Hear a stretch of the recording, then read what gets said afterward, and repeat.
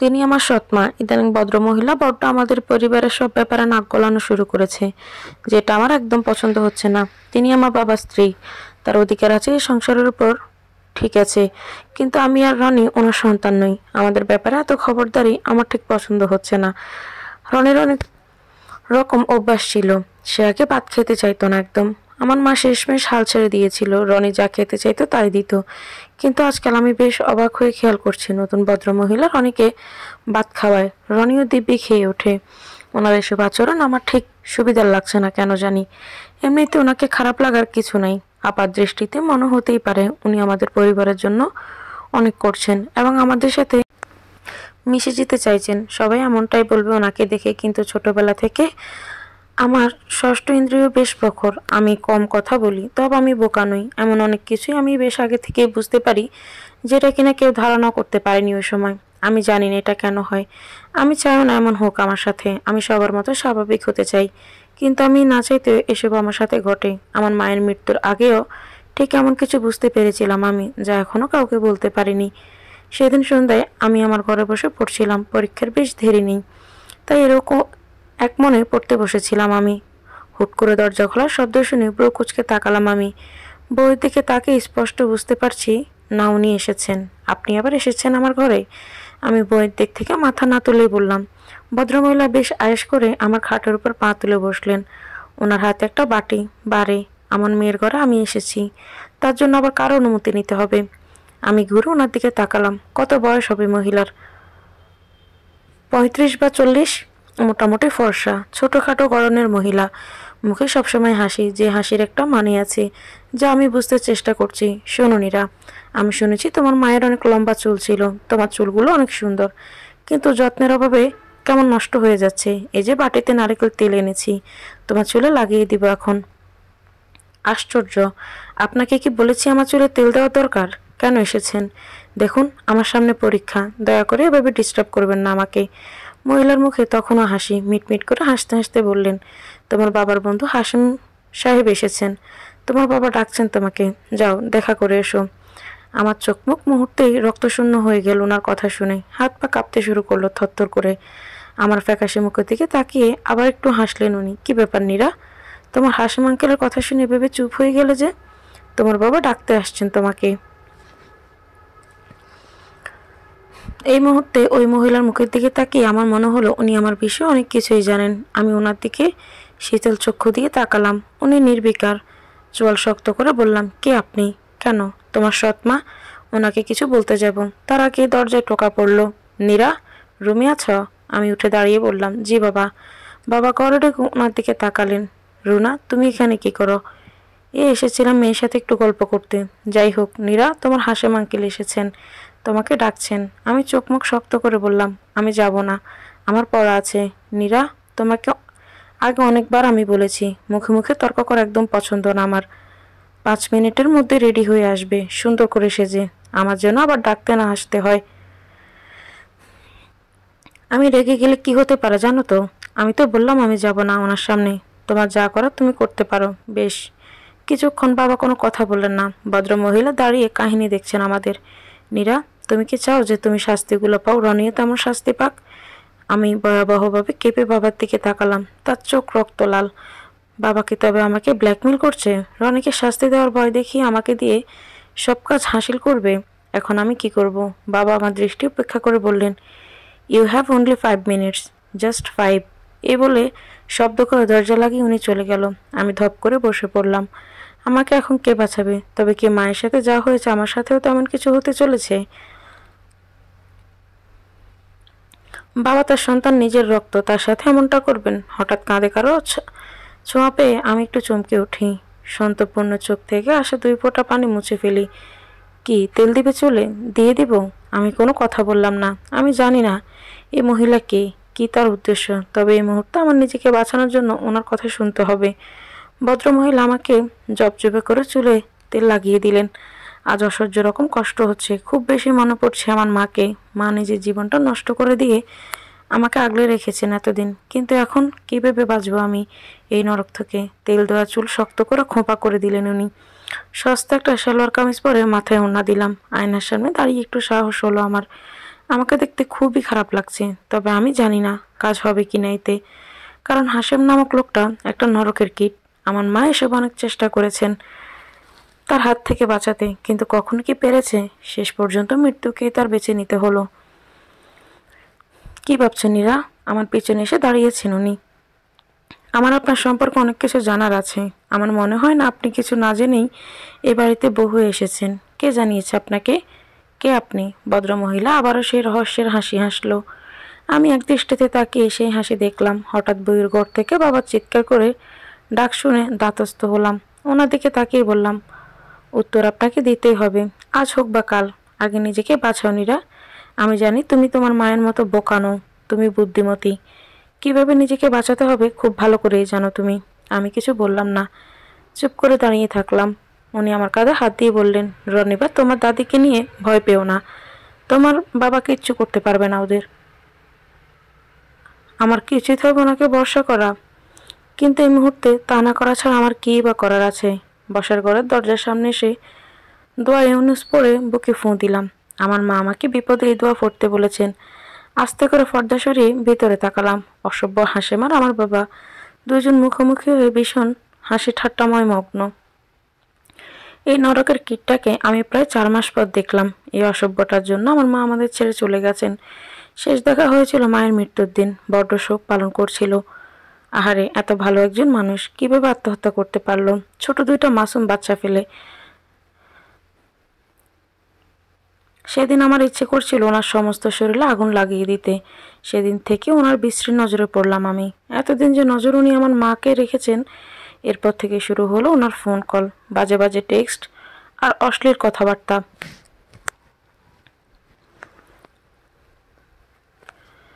বাবাকে বলায় কোনো লাভ হয়নি। অবশ্য কি হবে, বাবাই যে সব কিছুর রচয়িতা। আমি এই লোকের জন্য মোবাইল ব্যবহার করাই ছেড়ে দিয়েছি। আজ নিজে বাড়ি এসে হাজির। তবে কি মায়ের মতো আমারও সর্বনাশ করতে চানোনি? কি ব্যাপার নীরা, বাইরে দাঁড়িয়ে আছো কেন? ভিতরে এসো, কতদিন তোমায় দেখি না, আজ মন ভরে দেখব। অসভ্যটার অশালীন কথায় গা জ্বলে গেল আমার। আমি স্পষ্ট টের পেলাম আমার ভিতরের নিয়ন্ত্রণহীন রাগটা হু হু করে বাড়তে শুরু করেছে, কারণ এই লোকের ছায়া আমার মায়ের করুণ মুখটা দেখতে পাচ্ছি। আমি আর চোখে বাবার দিকে তাকালাম। তার চোখ মুখ রাগে টকটক লাল হয়ে আছে। ঠিক কী কারণে রাগ করেছে আমি খুব ভালো করে বুঝতে পারছি। আমার এরকম লোকের জন্য তিনি মনে হয় রীতিমতো লজ্জা পাচ্ছে এই লোকটার সামনে।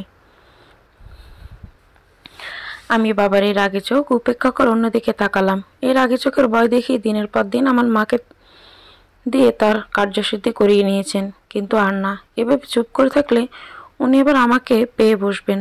আমি আর ভয় পাবো না এই লোকটাকে। এক অজানা সাহস আমার মধ্যে ভর করেছে। তবে কি আমি এই ভদ্র মহিলাকে ভরসা করতে শুরু করেছি? বাবা থমথমে গলায় বলল, তোমার এই চেহারা কেন? আমি নির্বিকার হয়ে ওনার চোখে চোখ রেখে বললাম, আমার চেহারা এমনই খারাপ বাবা। কি করব আমি? মায়ের মতো সুন্দরী তো আমি নই যে আমাকে দিয়ে যা খুশি তাই করাবে তুমি।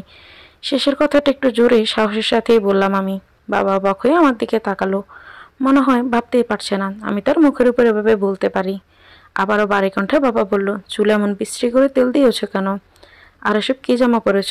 তোমাকে দামি জামা কাপড় আমি কিনে দিই না? হ্যাঁ, এটা ঠিক। বুঝ হওয়ার পর থেকে দেখেছি বাবা নামের এই লোকটা আমাদের সমস্ত চাহিদা না চাইতে পূরণ করেছে। হয়তো তার উদ্দেশ্য হাসিল করার জন্যই। মাথা যন্ত্রণা করছিল, তাই তেল দিয়েছি চুলে। আর এই জামা আমার এখন পরতে ভালো লাগছে, তাই পরেছি। বাড়িতে এমন কোনো গুরুত্বপূর্ণ কেউ আসেনি যে তার জন্য আমায় এখন বেনারসি কাতান পরে আসতে হবে।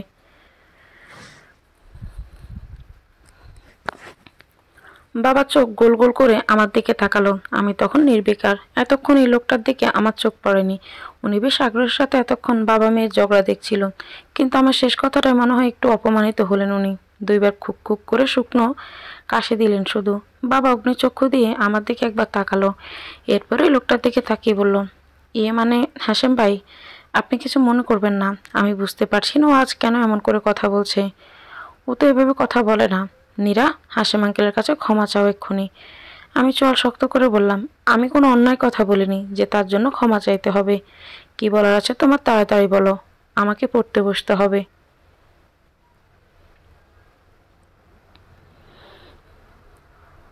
বাবার চিৎকারে একটু কেঁপে উঠলাম আমি, কিন্তু তবু একদম অনড় হয়ে দাঁড়িয়ে থাকলাম। বাবা আরও কিছু বলতে যাবে তার আগে ওই লোকটা ফ্যাঁসফ্যাঁসে গলায় বলল, আরে আরে আফজাল, কি করছো? এত বড় মেয়ের সাথে কিভাবে কথা বলে? এসো আঙ্কেল, তুমি আমার কাছে এসে বসো। আমি অগ্নিদৃষ্টিতে তাকালাম ওনার দিকে। উনি কিছুটা দমে গেলেন। ওর মায়ের এমন তেজ ছিল শুরুতে, তেজ কিভাবে কমাতে হয় আমার ভালো করে জানা আছে। বাবার গলায় রাগ, আমি নিশ্চুপ। কি যে বলো আফজাল, নীরা ওর মায়ের মতো ভুল করবে না। ও বুদ্ধিমতী মেয়ে, ও খুব ভালো করে জানে ওর জন্য কি ভালো হবে আর কি খারাপ, তাই না নীরা? আমি মুচকি হাসলাম। জি, ঠিকই বলেছেন হাসেম আঙ্কেল, আমি খুব ভালো করেই জানি কোনটা আমার জন্য ভালো আর কোনটা আমার জন্য খারাপ। তেলতেলে একটা হাসি দিল লোকটা, দেখে গা জ্বলে গেল আমার। তবুও যথেষ্ট শান্ত হয়ে দাঁড়িয়ে থাকলাম আমি। হঠাৎ করে লোকটা আমার পাশে এসে আমার হাতটা ধরলো। আমি যেন হাজার বোল্টের শক খেলাম। হতভম্ব হয়ে গেলাম লোকটার সাহস দেখে। আমার বাবার সামনে একটা পরপুরুষ আমার হাত ধরলো। আমি এক ঝটকায় বাবার দিকে তাকালাম। বাবা না দেখার ভান করে অন্যদিকে তাকিয়ে আছে। আমার চোখ ফেটে কান্না আসতে চাইলো, কিন্তু না, এখন কান্নাকাটি করা যাবে না। নিজেকে দুর্বল করে ফেললে এই মানুষরূপী পশুগুলো আরো পেয়ে বসবে আমাকে।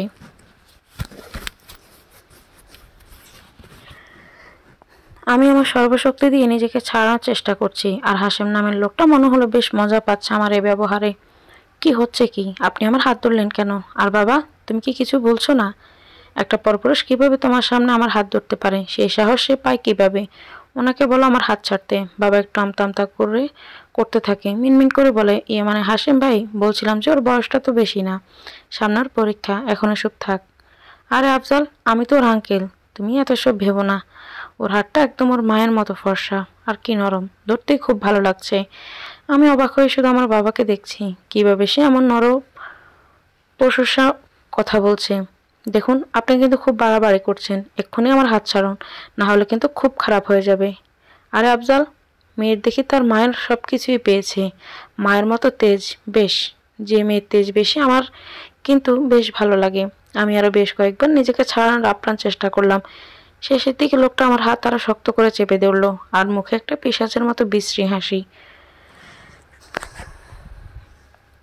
আমি আর থাকতে পারলাম না, সর্বোচ্চ শক্তি দিয়ে ওনার মুখে থুতু ছুঁড়ে মারলাম।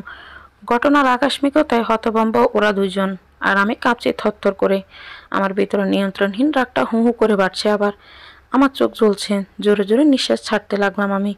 কোথা থেকে যেন ছুটে এলেন সেই ভদ্র মহিলা, আমাকে দুহাতে জড়িয়ে ধরলেন, আমার কম্পন ধারণ করলেন নিজের মধ্যে।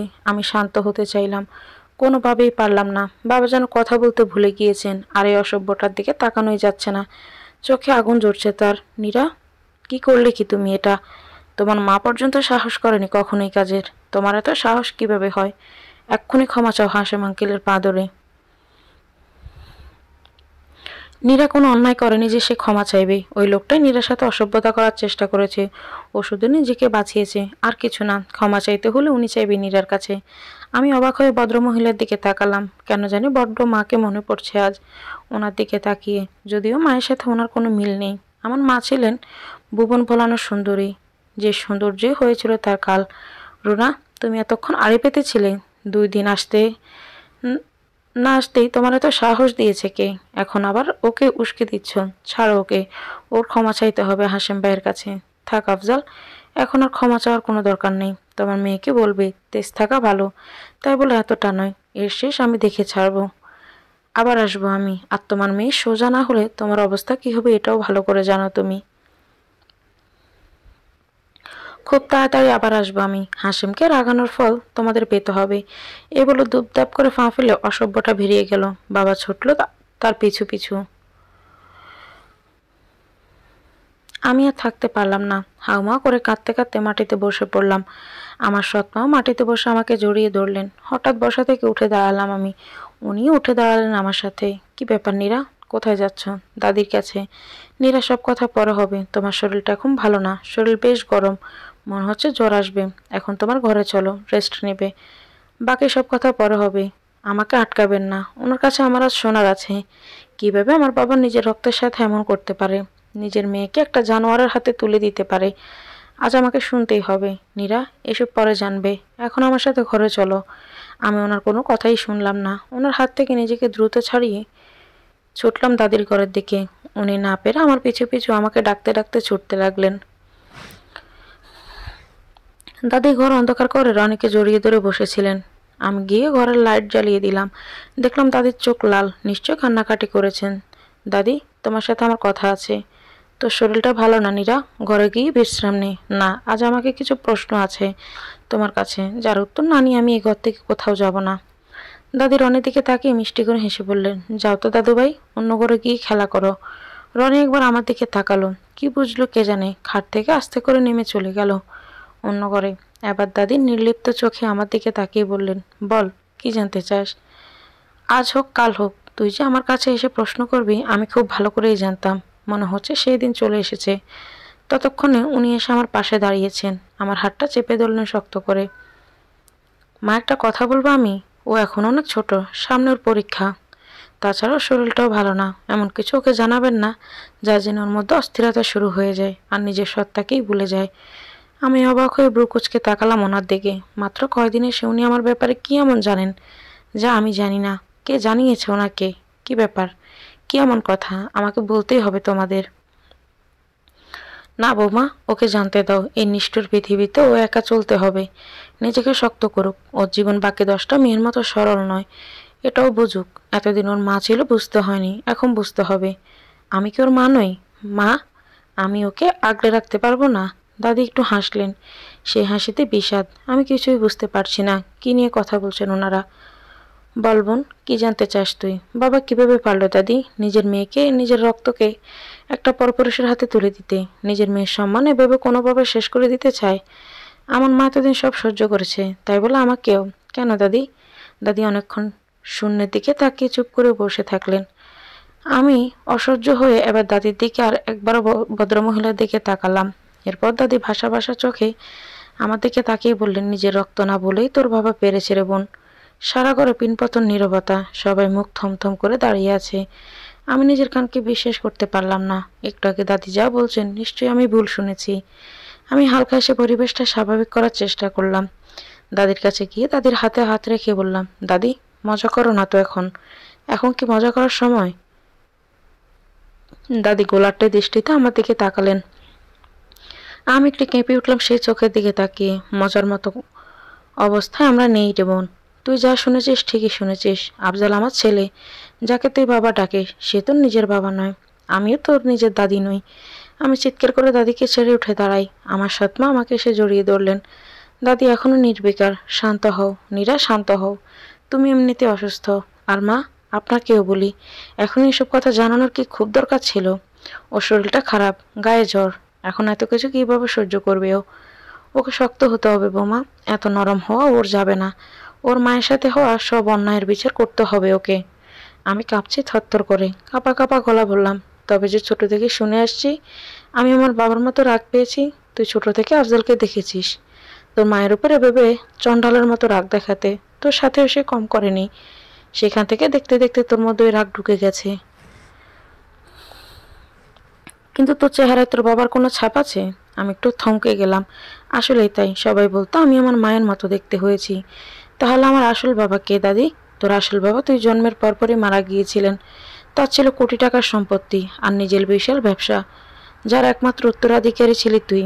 তোর বাবা চলে যাওয়ার পর তোর মা ছোট্ট তোকে নিয়ে অকুল পাথারে পড়ে। যদিও অঢেল টাকা পয়সা ছিল তার, কিন্তু সেসব দেখার কেউ ছিল না। একে তো এত টাকা পয়সা, অন্যদিকে ছিল তার রূপ, যার ফলে অনেক মানুষের নজর পড়ে তোর মায়ের দিকে। তার মধ্যে একজন ছিল তোর নিজের বাবার বন্ধু হাসেম। হ্যাঁ, এই অসভ্য হাসেম। আমি হতভম্ব হয়ে সব শুনছি। মনে হচ্ছে কোনো দুঃস্বপ্ন দেখছি আমি। ঘুম ভাঙলেই স্বপ্নটাও ভেঙে যাবে। টপ টপ করে পানি গড়িয়ে পড়তে থাকে আমার চোখ দিয়ে। সেই সময় তোর বাবার অফিসে চাকরি করতো আফজাল, যাকে তুই কিনা এখন নিজের বাবা হিসেবে জানিস। তোর মায়ের বিশ্বাস ভাজন হয়ে উঠতে থাকে সে দিন দিন। তোর মা ওকে বিশ্বাস করতে শুরু করে অন্ধের মতো। আসলে এই অবস্থায় তার আর কিছু করারও ছিল না। এর মধ্যে একদিন আফজাল তোর মাকে বিয়ের প্রস্তাব দেয়, সাথে তোর দায়িত্ব নিতে চায়। আমি কথা বলতেও যেন ভুলে গিয়েছি, আমার কথা আটকে আছে মুখে। আস্তে করে তাকিয়ে নতুন ভদ্রমহিলার দিকে তাকালাম। কি নাম দেব আমি ওনার? আফজাল সাহেবের নিজেরই তো আমার বাবা নয়, তার স্ত্রী আমার মা কিভাবে হবে? তোর মা অনেক ভেবে রাজি হয়ে যায় আফজালের কথায়। ঘরোয়া পরিবেশে ছোটখাটো করে বিয়ে হয়ে যায় ওদের। আমি তোর মাকে দেখে ভেবেছিলাম আমার ঘরে এক ফালে চাঁদ এসে ঢুকেছে। সেই সাথে তোকে আমি নিজের করে নিয়েছিলাম। তোর মাকে আমি সেদিন কথা দিয়েছিলাম, নীরা কোনোদিন জানতে পারবে না সে আমাদের কেউ না। আফসোস, তাকে দেওয়া কথা আমি আজও রাখতে পারলাম না, আমাকে ক্ষমা করে দিও। দাদি শাড়ির আঁচল দিয়ে চোখের পানি মুছলেন। আমি অনল হয়ে দাঁড়িয়ে আছি আমার জায়গায়। এরপর আফজাল তোকে দত্তক নেয়, তোর সব দায়িত্ব নিজের করে নেয়। সবকিছু ভালোই চলছিল, তোকে আফজাল নিজের মেয়ের মতোই ভালোবাসতো। সবকিছু সুন্দরভাবেই কাটছিল। হঠাৎ একটা ঝড়ে সব এলোমেলো হয়ে গেল। কি ঝড় দাদি? আফজাল হঠাৎ করে কিছু খারাপ সঙ্গে জড়িয়ে যায়, জুয়া খেলতে শুরু করে, আরো অনেক রকম খারাপ কাজের সাথে নিজেকে জড়িয়ে ফেলে।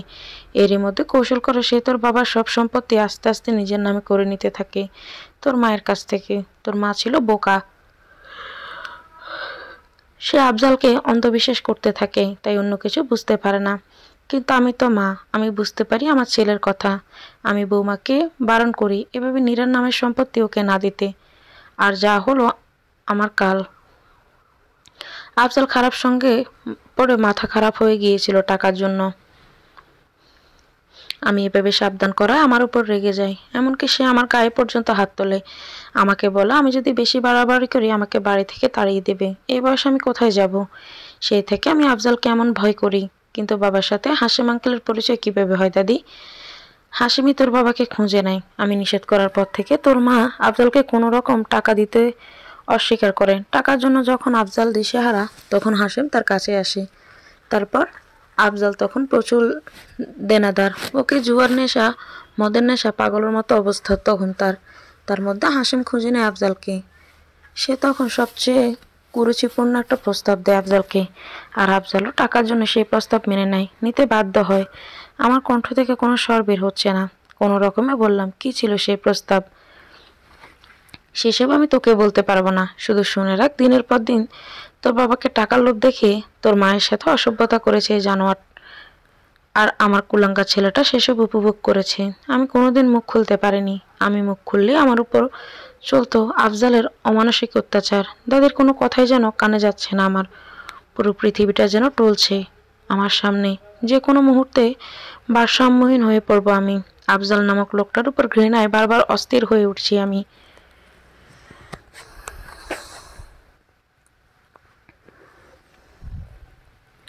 ইচ্ছে করছে এখনই পিশাচটাকে। কিন্তু দাদি, মা কেন আইনের আশ্রয় নিল না? অর্থবল থাকতেও কেন সে দিনের পর দিন এই শাস্তি মেনে নিল? কে বলেছে সে আইনের আশ্রয় নেয়নি?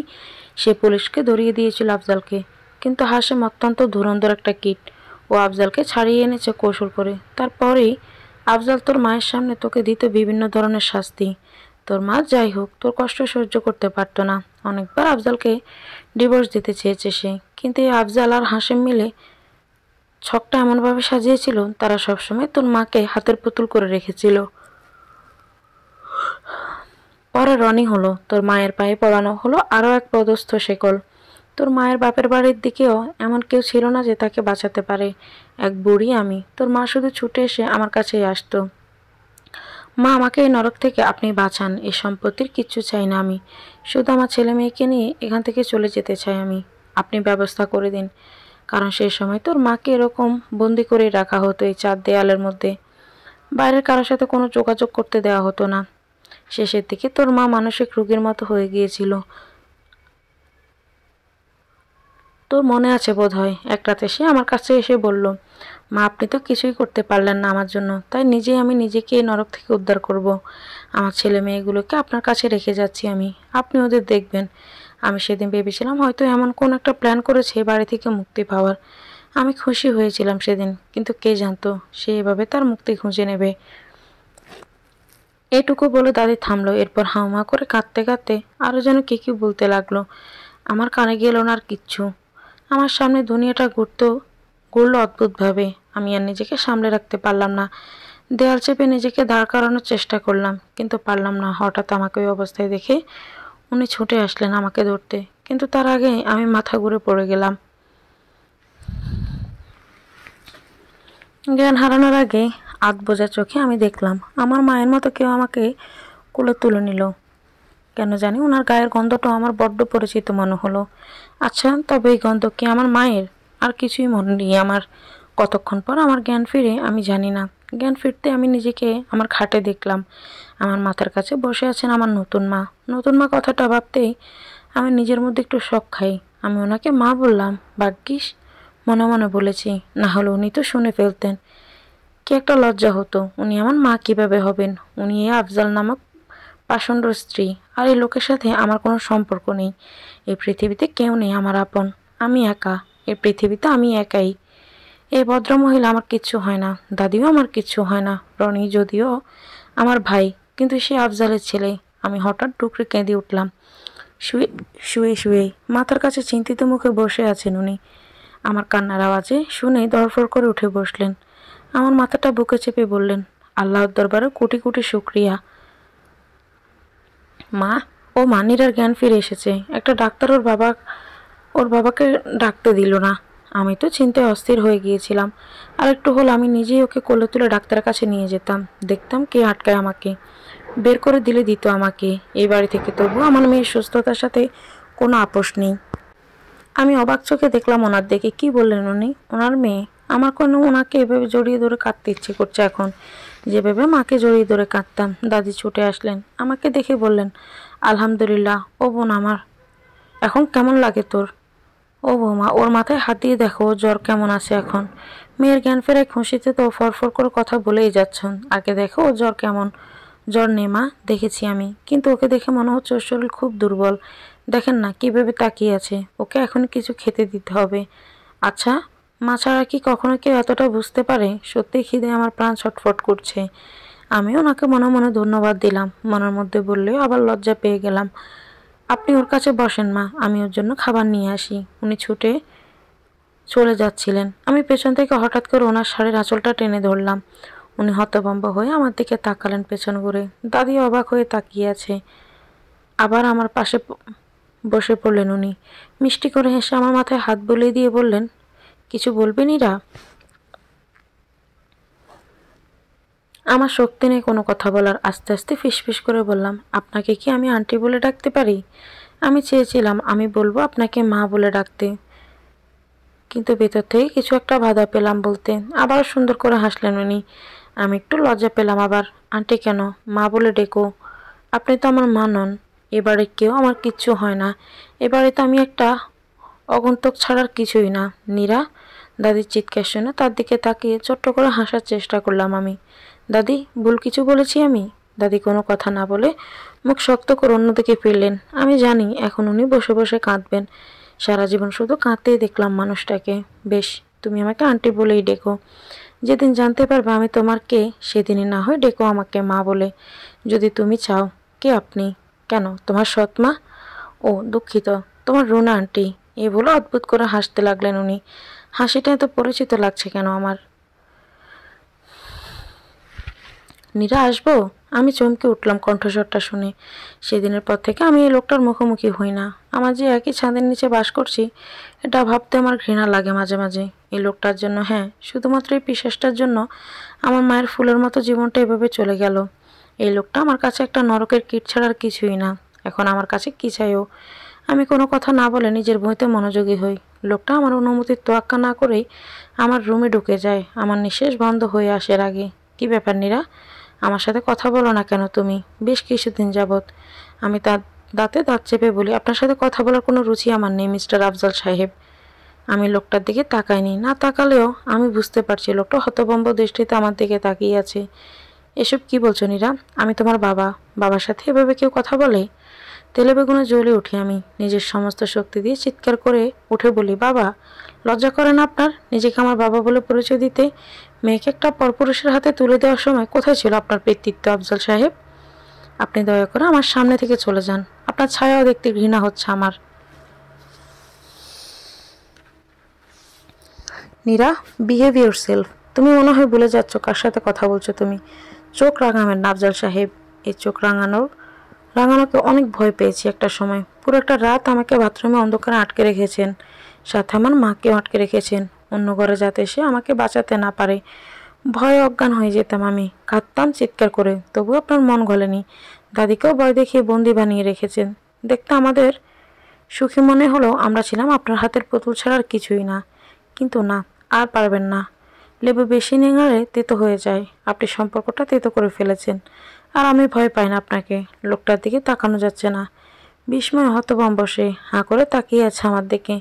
মনে হয় বিশ্বাস করতে পারছে না যে নীরাকে চিরকাল ভয় দেখিয়ে পুতুল বানিয়ে রেখেছে, সেই নীরা আজ তার সামনে দাঁড়িয়ে এভাবে কথা বলছে।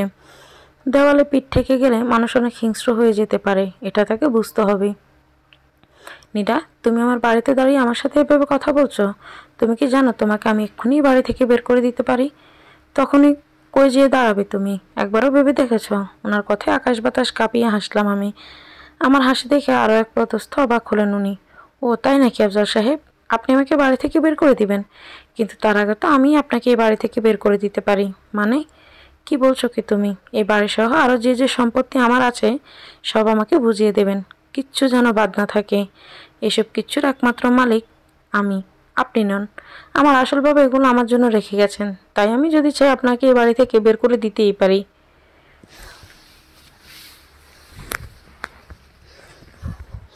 সারা ঘরে পিনপতন নীরবতা। লোকটার মুখ ঝুলে গেছে হতভম্ব হয়ে। সে এখনো জানে না আমি সেদিন সব সত্যের মুখোমুখি হয়ে গিয়েছি। তোমাকে এসব কে বলেছে? ওই বুড়িটা?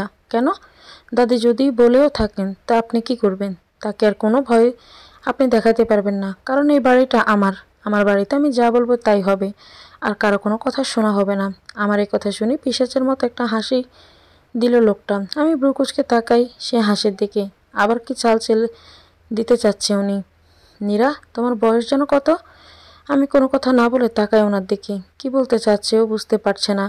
শোনো, স্কুলে তোমার 2 বছর গ্যাপ আছে সংসারের বিভিন্ন অশান্তির জন্য। তোমার মা ছিল বোকা, সে বিভিন্ন ঝামেলা করত, যার ফলে তোমার এই অবস্থা। তো যাই হোক, এখনও কিন্তু তোমার বয়স 18 হয়নি। তোমার বয়স এখন 17 বছর 10 মাস। তার মানে 18 বছর হতে তোমার এখনও 2 মাস বাকি। বয়স 18 না হওয়া পর্যন্ত তুমি এই সম্পত্তির কিছুই পাবে না। সে পর্যন্ত তোমার রক্ষণাবেক্ষণের দায়িত্ব আমার। এটা তোমার মায়েরই স্বাক্ষর করা রয়েছে দলিলে। তুমি চাইলে দেখাতেও পারি। 2 মাস কিন্তু অনেকটা সময়, অনেক কিছু হতে পারে এই 2 মাসে। আমি ব্রুকুচকে বললাম, মানে কি হতে পারে এই 2 মাসে? অনেক কিছুই হতে পারে। এ যেমন ধরো, তুমি স্বেচ্ছায় তোমার নামে সব সম্পত্তি আমার নামে লিখিয়ে দিতে পারো, তাই না? এই বলে লোকটা বিশ্রী করে হাসলো। আমার বুক কেঁপে উঠল। এই লোকটা কি করতে চাচ্ছে আমার সাথে? তাই ভালোই ভালোই বলছি, আমার কথা মতো চলো, আখেরে তোমারই লাভ হবে। তাহা না হলে কি আফজাল? কি করবে তুমি আমার মেয়ের সাথে? রুন আন্টি এসে দাঁড়িয়েছে দরজায়। আমার বুকে একটু সাহস ফিরে আসে। ওনার মুখে মিটি মিটি হাসি। সবসময় একটা রহস্যের হাসি দেন উনি। আমি বুঝতে পারিনি এই হাসিটাকে ভালো মতো। তোমার মেয়ে? হাসালে রুনা। সবাই যখন জেনেই গিয়েছো বলতে তো দ্বিধা নেই। নীরার সাথে বস্তুত কোনো সম্পর্ক নেই তোমার, এমনকি এবারের কারোর সাথে ওর কোনো সম্পর্ক নেই। তার ছেলের হাসি লোকটার মুখে। সে তো হবেই, কারণ এবারের মালকিন, আর আমরা ওর বাড়িতেই আছি। চোয়াল শক্ত হয়ে ওঠা আফজাল সাহেবের, দাঁতে দাঁত চেপে বলে, এখনও নয়, আরও 2 মাস পর থেকে। এ 2 মাসে কেউ মালকিন থেকে আশ্রিতা হয়ে যেতে পারে, কে বলতে পারে। আবার কেউ চিরতরে এই বাড়ি থেকে বিদায়ও হয়ে যেতে পারে, কে বলতে পারে। বাহ, মায়ের থেকে মাসির দরদ বেশি দেখতে পাচ্ছি। তুমি আমার স্ত্রী, আমি যেভাবে বলবো সেভাবে চলবে তুমি, না হয় তোমার অবস্থাও খারাপ হবে। আমি রাত্রি নই আফজাল, আমি রুনা। আমাকে লাল চোখ দেখিয়ে তোমার গোলামি করাতে পারবে না। এই প্রথম আমি রুনা আন্টির চোখে আগুন দেখলাম। এই আগুন আমার মায়ের চোখেও আমি দেখেছি, কিন্তু সেই আগুন এই লোকটা ছাইপাই করে শেষ করে দিয়েছিল। রুনা আন্টির সাথে আমার কিছু করবে না তো? কিন্তু উনি বা আমার জন্য নিজের জীবনকে এভাবে ঝুঁকিতে তুলছেন। কি লাভ ওনার? কি উদ্দেশ্য ওনার? এই লোকটাকে বিয়েই বা কেন করেছেন উনি, এত কিছু জেনেও? এইসব প্রশ্ন উত্তর আমাকে জানতেই হবে। কিছুদিন গেলো এভাবেই। রুনা আন্টির সাথে আমার সম্পর্ক কিছুটা ভালোর দিকে। আমার অনেক রকম বদভ্যাস ওনার জন্য পরিবর্তন হয়েছে। আমি এখন নিয়মিত পড়াশোনা করছি। বাইরের খাবার এখন খাই না বললেই চলে। একদম রুটিন মাফিক জীবন চালাচ্ছি আমি। মাঝে অবাক হয়ে ওনার দিকে তাকাই। বড্ড আপন লাগে ওনাকে। মনে হয় কত জনম জনম ধরে ওনাকে চিনি আমি। ওনার মধ্যে মাকে খোঁজার চেষ্টা করি আমি, কোনো মিল পাই না তেমন। আমার মা ছিলেন লম্বা চিকন, আর উনি ছোটোখাটো গোলগাল। তেমন কোনো মিল দুজনের মধ্যে পাই না আমি। কিন্তু সব কিছুর বাইরে যেও ওনার মধ্যে মাকে খোঁজার চেষ্টা আমার চলতেই থাকে। কখনো তার হাসিটা, কখনো তার কপট রাগ দেখানো। আমার অবচেতন মন যেন ভেবেই নিয়েছে উনিই আমার মা। হয়তো নতুন রূপে ফিরে এসেছেন আমার কাছে। অনেকবার চেয়েছি ওনার রহস্যের উদ্ঘাটন করার, বারবারই ব্যর্থ হয়ে ফিরেছি। এখন শেষ চেষ্টা ছেড়ে দিয়েছি। হয়তো রহস্য উদ্ঘাটন করার পর জানবো উনি আমার কিছুই নন। কি দরকার? আমার অবচেতন মন ভেঙে নিক না ওনাকে, উনি আমার মা, ক্ষতি কি? কিন্তু জীবনে কোনো রূপকথা তো নয়। রূপকথায় হয়তো রাজকন্যার কাছে তার মা নতুন রূপে ফিরে আসে, কিন্তু সত্যিকার জীবনে এমনটা হয় না। এখানে যারা একবার চলে যায় একেবারেই চলে যায়, তারা আর ফিরে আসে না। এরই মধ্যে আমার জীবনে আরও একটি দুর্ঘটনা ঘটতে গেল, যা আমার সাজানো গোছানো জীবনটাকে আরও এক পদস্থ এলোমেলো করে দিল। সেদিন সন্ধ্যায় আমি আমার ঘরে শুয়ে আছি, লাইট অফ করে। মাথাটা ভীষণ ধরেছে। রুনা আন্টি গিয়েছেন পাশের ওষুধের দোকানে আমার জন্য ওষুধ আনতে, সাথে গিয়েছে আমার ছোট ভাই রনি। দাদি গিয়েছেন ছাদে। সন্ধ্যার পর তার ছাদে একটু হাঁটাহাঁটি করার অভ্যাস। হঠাৎ কলিং বেলের শব্দে উঠে বসি আমি। এখন আবার কে এসেছে? রুনা আন্টির কাছে তো চাবি আছে, সে নিশ্চয়ই কলিং বেল দিবে না। এখন করে শুধু আমি আর আফজাল সাহেব। কে আসবে এ সময়ে? এমনিতে আমাদের বাড়িতে বাইরের কেউ তেমন আসে না। এই লোকটাই আসলে চায় না কেউ আসুক, আসলেই যে ওর কীর্তি ফাঁস হয়ে যাবে।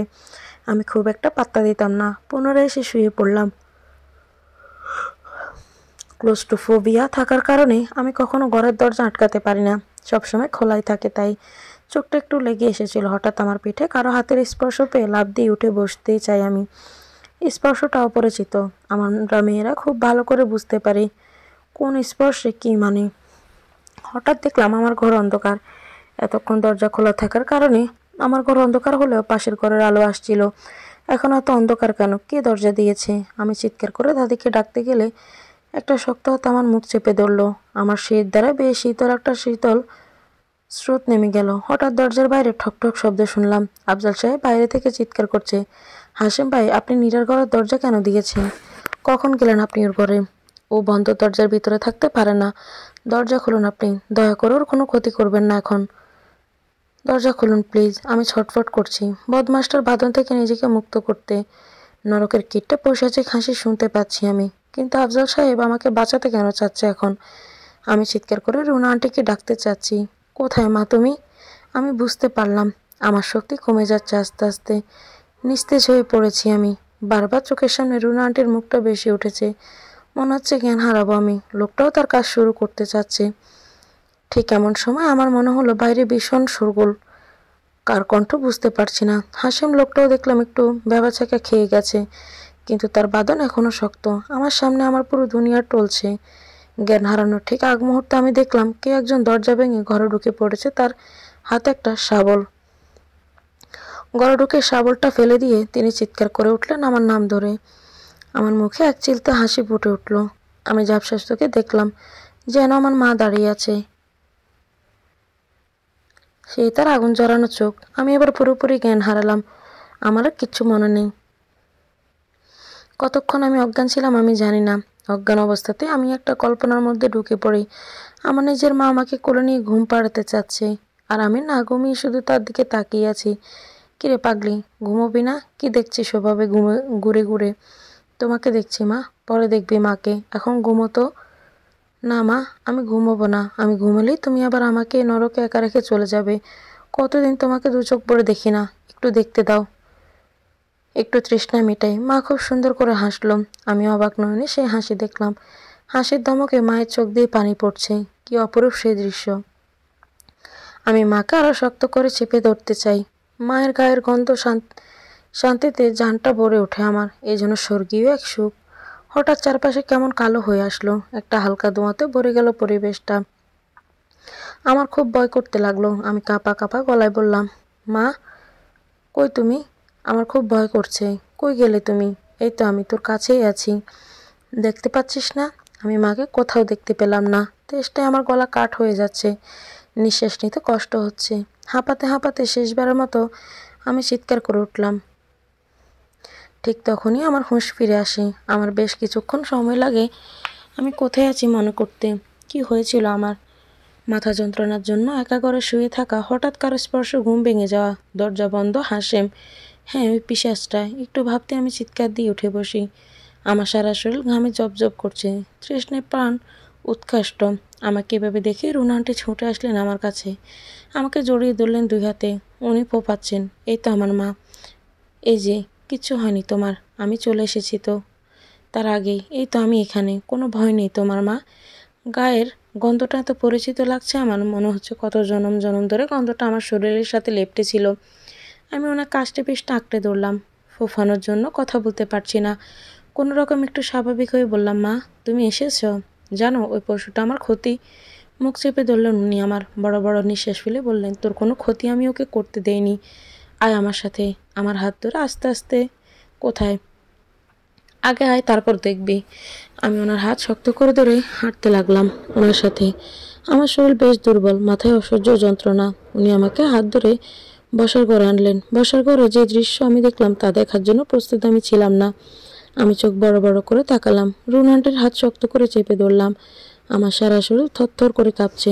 হাঁসের মশব্যটাকে শক্ত রশির সাহায্যে বেঁধে রাখা হয়েছে। সে নিজেকে ছাড়ানোর জন্য আপ্রাণ চেষ্টা করছে, কিন্তু বাঁধনতে শক্ত যে নড়াচড়া করতে পারছে না সে। পাশে আফজাল সাহেব কাচুমাচু মুখে নিয়ে দাঁড়িয়েছিল। রুনা আন্টিকে দেখে সে বলল, রুনা বাড়াবাড়ি করো না। তোমার কোনো আইডিয়া নেই কার সাথে কি করছো তুমি। ওনাকে চিনো তুমি? ছেড়ে দাও ওনাকে। হ্যাঁ মানছি উনি ভুল করেছেন, তাই বলে এসব কি কথা রুনা? ছেড়ে দাও ওনাকে। আমি জিজ্ঞাসা দৃষ্টিতে তাকালাম রুনা আন্টির দিকে। কি হচ্ছে এসব? কিছুই বুঝতে পারছি না। রুনা আন্টি কেন বেঁধে রেখেছেন ওনাকে? কিছুই মাথায় ঢুকছে না আমার। রুনা আন্টি যেন আফজাল সাহেবের কোনো কথা শুনতে পায়নি। আমার দিকে তাকিয়ে বলল, নিরামা পা থেকে স্যান্ডেলটা খুলে নে তো। আমি ব্রুকোচকে তাকালাম ওনার দিকে। কিছুই বুঝতে পারলাম না ওনার কথা। আফজাল সাহেব মুখ বিস্ময়ে ঝুলে গেছে। আর হাসিমের কথা তো না বলাই ভালো। অসভ্যর মুখ আরও কাদা কাদা লাগছে। কি বলল নীরা? শুনতে পাসনি? স্যান্ডেল খুলে হাতে নেই। আমি কিছু না বুঝে যা করতে বলল করলাম। এবার উনি আমাকে বলল, এবার আয় আমার সাথে। আমি ওনাকে ফলো করছি। উনি এগিয়ে যাচ্ছেন এই পিশাচটার দিকে। যখন আমরা প্রায় কাছাকাছি এই লোকটার, তখন নুরানটি আমার থেকে ফিরে বলল, নে নীরা, এবার এই স্যান্ডেলটা দিয়ে ইচ্ছা মতো মারে জানোয়ারটাকে। আমি আছি তোর সাথে, মার ওকে। বসার ঘরে হঠাৎ পিনপতের নীরবতা। হাসেম হা হয়ে তাকিয়ে আছে রুনা আন্টির দিকে। আফজাল সাহেব ছুটে এসে বলল, এ রুনা, আর ইউ ক্রেজি? কি বলছো তুমি? তোমার কোনো ধারণা আছে কি বলছো তুমি? নীরা, স্যান্ডেল ফেলে দাও হাত থেকে। Don't shout mister Afzal. আমি আমার মেয়েকে অন্যায়ের প্রতিবাদ করা শেখাবো। ওর মায়ের মতো অবস্থা যেন না হয়। অপরাধীকে জানার দরকার নাই আমার। সে অপরাধ করেছে, শাস্তি তাকে পেতেই হবে। নীরা, দাঁড়িয়ে দেখছিস কি? এতদিনের যত রাগ এই লোকটার উপর মিটিয়ে নে। আমার শরীর কাঁপছে থরথর করে। বুঝতে পারছি না কি করব আমি। যতই রাগ থাকুক আমার, আমি একটা মশাও মারতে পারি না। এত নরম মন আমার। আমার অবস্থা থেকে রুনা আন্টি বলল, এই লোকটার জন্য তোর মা তোকে ছেড়ে চলে যেতে বাধ্য হয়েছে। দিনের পর দিন এ তোর মায়ের উপর অত্যাচার করেছে। আজ তোর সাথে তাই করতে চেয়েছিল। তুই চাস না ওকে শাস্তি দিতে?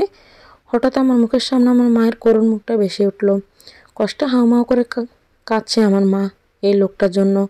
আচমকা আমার শরীরে কোথা থেকে অনেকটা শক্তি এসে ভর করলো। পেছন থেকে আফজাল সাহেব চিল্লাচ্ছে, না নীরা। আমি কারো কথা শুনতে পাচ্ছিলাম না আর। আমার মুখের সামনে শুধু আমার মায়ের মুখ। আমি চোখ বন্ধ করে এলোপাতাড়ি মারতে লাগলাম ওকে আমার স্যান্ডেল দিয়ে। হিতাহিত কোনো জ্ঞান নেই আমার। পাগল হয়ে গিয়েছি আমি আজকে। পেছন থেকে আফজাল লোকটা এসে আমাকে বাধা দিতে চাইলে রুনা আন্টি ওনাকে ধাক্কা দিয়ে দূরে সরিয়ে দেয়। হঠাৎ আমার মাথায় কি হলো আমি জানি না। স্যান্ডেল ফেলে দিলাম আমি। এক দৌড় গিয়ে আমাদের ভারী পিতলের ফুলদানি এনে তুলে নিলাম। আমার চোখ দিয়ে আগুন জ্বলছে তখন। বাস্তবিক কোনো জ্ঞান নেই আমার। আমি ছুটে যেতে থাকলাম এই নরকের কিটটার দিকে। হঠাৎ আমার হাত চেপে ধরলেন রুনা আন্টি। আমাকে ছাড়ুন বলছি, শেষ করে ফেলবো আমি ওকে আজকে। ওর জন্য আমার সাজানো গোছানো জীবনটা শেষ হয়ে গেল। আমার মা আমাকে ছেড়ে চলে গেল। ওকে আমি শেষ করে দেবই। আমি চিৎকার করছি আর কাঁপছি। রুনা আন্টি আমার হাত থেকে ফুলদানিটা ছড়ে ফেলে দিয়ে আমাকে দুহাত দিয়ে চেপে ধরল। শান্ত হও নীরা, শান্ত হও। ওর বাকি বিচার করবে আইন আদালত। ওই যেন সর্বোচ্চ শাস্তি হয়, সেই কাজ আমিই করব। তুমি এই কাজ করো না। হঠাৎ আমি নিস্তেজ হয়ে যাই। ওনাকে জড়িয়ে ধরে ডুকরে কেঁদে উঠি আমি। কান্না জড়িত কণ্ঠে কথা বলার চেষ্টা করি আমি। কিচ্ছু হবে না ওই বিচারে, কিছুই না। আমার মা অনেক চেষ্টা করেছে, পারেনি। ওর ক্ষমতা আছে, যেভাবেই হোক ও বের হয়ে চলে আসবেই। ওর বিচার হবে না।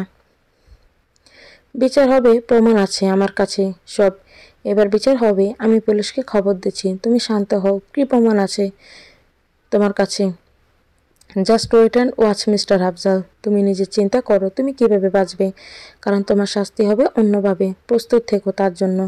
রুনা, চিৎকার করবে না। আওয়াজ নিচে। আমি রাত্রি নই, আমি রুনা। আমাকে ভেবে ভয় দেখাতে পারবে না তুমি। ঘন্টা খানিকের মধ্যে পুলিশ এসে ধরে নিয়ে যায় হাসেমকে।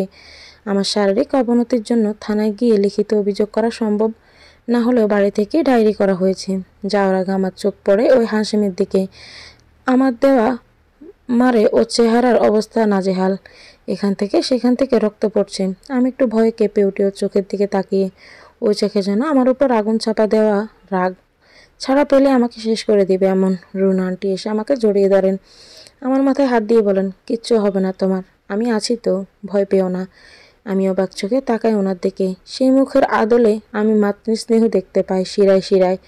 আমি আমার খাটে বসে আছি বালিশে হেলান দিয়ে। আমার পাশে বসে আছেন রুনা আন্টি। এতক্ষণ দাদি ছিলেন। আমি ওনাকে ঘরে পাঠিয়ে দিয়েছি বিশ্রাম নেওয়ার জন্য। ওনার উপর দিয়ে কম দখল যায়নি। আমি আস্তে করে বললাম, আপনি কি ঘরের লাইটটা একটু অফ করে দিবেন? একটু কথা বলার আছে আমার। মিষ্টি করে হাসলেন রুনা আন্টি। কি এমন কথা নীরা, যা লাইট জ্বালিয়ে বলা যায় না? লজ্জার কথা নাকি? আমি মাথা নিচু করে নখ খুঁড়তে খুঁড়তে বললাম, কি ব্যাপার বলো তো? প্রেমে টেমে পড়েছ নাকি? লজ্জায় আমার মুখ লাল হয়ে গেল। উনি হাসতে হাসতে গিয়ে লাইট অফ করে আসলেন। বলো, কি বলবে? আমি কি আপনার হাতটা একটু ধরতে পারি? লাইট অফ থাকা সত্ত্বেও আমি বুঝলাম উনি অবাক চোখে আমার দিকে তাকিয়ে আছেন। আস্তে করে হাতটা বাড়িয়ে দিলেন উনি। আমি হাতটা ধরলাম। নরম ঠান্ডা একটা হাত। হঠাৎ উনি হাতের ওপর উষ্ণ পানির ছোঁয়ায় চমকে উঠলেন। কি ব্যাপার নীরা? কি হয়েছে? কাঁদছো কেন আবার তুমি? তোমার কোনো ক্ষতি তো হয়নি। এ বদমাসটা এখন জেলের মধ্যে, আর খুব তাড়াতাড়ি ওর সর্বোচ্চ শাস্তি হবে। আমি বলছি দেখো তুমি, এভাবে কেঁদে নিজেকে সহ আমাকে দুর্বল করে দিবে না। আমি কি আপনাকে মা বলে ডাকবো একবার? প্রায় মিনিট দুয়েকের মতো কেউ কোনো কথা বললাম না। হালকা কেঁপে উঠলেন উনি শুধু। কাঁপা কাঁপা গলায় উনি বললেন, বলো। আমি চিৎকার করে বলে উঠলাম, মা। আঁকড়ে ধরলাম ওনাকে। উনিও পরম মমতে আমাকে বুকে জড়িয়ে ধরলেন। আমার শুকনো মরুভূমিতে এতদিন পর প্রবল বৃষ্টি দেখা দিল। সেদিন রাতে মা আমাকে বুকে জড়িয়ে ঘুমোলেন। অনেকদিন পর অনেক শান্তির ঘুম হলো আমার। ছোট বাচ্চাদের মতো ওনাকে জড়িয়ে ঘুমালাম আমি। পরের দিন সকাল হতে না হতেই আফজাল সাহেবের হাঁক ডাক আমার ঘুম ভেঙে গেল। মাকে কোথাও দেখলাম না। মনে হয় আগেই উঠে গিয়েছেন। বসার ঘর থেকে আফজাল সাহেবের চিৎকার শোনা যাচ্ছে। আমার বুকটা একটু কেঁপে উঠল। আবার কি হলো? তবে কি হাসেম ছাড়া পেয়ে গেছে? অজানা আশঙ্কায় অস্থির হয়ে গেলাম আমি। ছুটে চলে আসলাম বসার ঘরের দরজার বাইরে থেকে। শুনলাম মা বলছে, কি বলবে তাড়াতাড়ি বলো, মেয়ের ঘুম থেকে ওঠার সময় হয়ে গেছে, ওকে নাস্তা বানিয়ে দিতে হবে। আরে রাখো তোমার মেয়ে, মায়ের চেয়ে মাসির দরদ বেশি। কে মেয়ে? কার মেয়ে? ওর সাথে কিসের সম্পর্ক তোমার? চিৎকার করো না। মা মেয়ের সম্পর্কের মধ্যে আবার আলাদা কী সম্পর্ক থাকবে? যাও তোমার মেয়েকেও ডাকো। এখন যা বলবো সবাইকে শুনতে হবে তা। মা কিছু বলতে যাবেন তার আগে আমি পর্দা ঠেলে ভিতরে ঢুকলাম। একটা সোফায় দাদিও বসে আছেন। শূন্যের দিকে দৃষ্টি মেলে, এই যে এসেছে আমাদের মালকিন। তা ম্যাডাম, যদি কৃপা হয় একটু বসবেন। একটা কথা জানাচ্ছিল সবাইকে। আফজাল লোকটার টিটকারি কথা শুনে গা জ্বলে গেল আমার। আমি মায়ের পাশে এসে দাঁড়ালাম। আফজাল সাহেব গলা খাঁকিয়ে বলল, কোনো রকম বনিতা আমি চাই না। রুনা, তোমাকে অনেকবার আমি বলেছি তুমি আমার স্ত্রী। এ বাড়িতে আমি তোমাকে এনেছি, আমার কথা মতো তোমাকে চলতে হবে। কিন্তু আফসোস, আমি জানি না তোমার উদ্দেশ্য কি। তুমি আসার পর থেকে এই বাপ মা মরা মেয়ে, এই দুঃখিত আমাকে মালকিনের উপর বেশি দরদ দেখাচ্ছ। আর গতকাল যা করলে তা তো সবাই দেখলো। তাই আমি একটা সিদ্ধান্ত নিয়েছি আজকে। আম্মা, আপনিও শুনবেন আশা করি। আমি চোখ শুরু করে তাকালাম ওনার দিকে। কথা কোনো দিকে নিতে চাচ্ছে উনি। মাকে দেখলাম নির্বিকার হয়ে দাঁড়িয়ে আছেন, যেন উনি জানেনই না কী সিদ্ধান্ত হবে। দাদি শান্ত স্বরে বললেন, কি সিদ্ধান্ত আফজাল? আমি রুনাকে ডিভোর্স দিতে চাই। বসার ঘরের পরিবেশ থমথমে, কারো মুখের দিকে তাকানো যাচ্ছে না। দাদি তো হতভম্ব হয়ে আফজাল সাহেবের দিকে তাকিয়ে আছেন, যেন শুনতেই পাননি কি বলছে সে। চোখের পাতা ফেলতেও ভুলে গিয়েছেন। আমার হৃৎপিণ্ডটা দগদগ করছে। এক মাকে হারিয়েছি আমি, যাকে পেয়েছি তাকে আপন করে নেওয়া শুরু করেছি মাত্রই। এখন কি তিনি আমাকে ছেড়ে চলে যাবেন? না না, তা কিভাবে হবে? এটা আমি কিছুতেই হতে দিব না। আমি মায়ের দিকে তাকালাম। শুধু তার মধ্যেই কোনো বিকার নেই। মিটমিট করে হাসছেন, যেন মনে হলো যেন আগেই জানতেন তিনি আফজাল সাহেব এই কথা বলবেন। শান্ত স্বরে মা বললেন, আমার অপরাধ? বেশ ভারেক্কি গলায় আফজাল সাহেব বললেন, তোমার অবৈধ সম্পর্ক আছে অন্য পুরুষের সাথে, সে সাক্ষীও আছে আমার কাছে। এ বাড়িতে তুমি এসেছো নীরার মাথায় হাত বুলিয়ে, ওর নরম মনের সুযোগ নিয়ে ওরা তো সম্পত্তি হাতাতে। এসব সাক্ষী আমার কাছে আছে। আমার মনে হচ্ছে আমি কোনো দুঃস্বপ্ন দেখছি। কি বলছে কি লোকটা এসব? না না, এটা কোনোদিন সম্ভব নয়। মায়ের মতো মানুষ কোনোদিন এমন হতেই পারে না। যেভাবে সে আমার জীবন বাঁচিয়েছে, একমাত্র মায়ের মমতা ছাড়া এটা কোনোদিন সম্ভব না। আর সে কিনা আমার দুর্বলতার সুযোগ নিতে আমার সম্পত্তির গ্রাস করবে? কোনোদিন সম্ভব নয় এটা। দাদি বসা থেকে উঠে দাঁড়িয়েছেন। এতদিন তিনি কোনো কথা বলতে পারেননি এই লোকটার ভয়ে। আজ যেন একটু সাহস পেয়ে উনি মনে হয় নতুন মায়ের সাহসিকতায় সবাই সাহসী হয়ে উঠেছে। আফজাল, ভুলে যেও না আমি এখনো বেঁচে আছি। তুমি আমাকে মা বলে কোনো সম্মান করো না। আমার মানে সামনে রাত্রির সাথে যা করেছো আমি কিচ্ছু করতে পারিনি। রুনাকে তুমি বিয়ে করে এনেছো, মাত্র কিছু মাস হয়েছে বিয়ের। এর মধ্যে সে বাড়ির রূপটাই পাল্টে ফেলেছে। নীরা আর রনেকে তাদের মায়ের অভাব বুঝতে দিচ্ছে না। তুমি বললে আর আমরা বিশ্বাস করে নিব সব। আফজাল সাহেব কিছু বলতে যাবে তার আগে মা বললেন, মা থাক না, ওকে বলতে দিন। দেখি আমার বিরুদ্ধে কি কি প্রমাণ আছে ওর কাছে। আমি একটু দেখতে চাই কতটা বাড়তে পারে ও।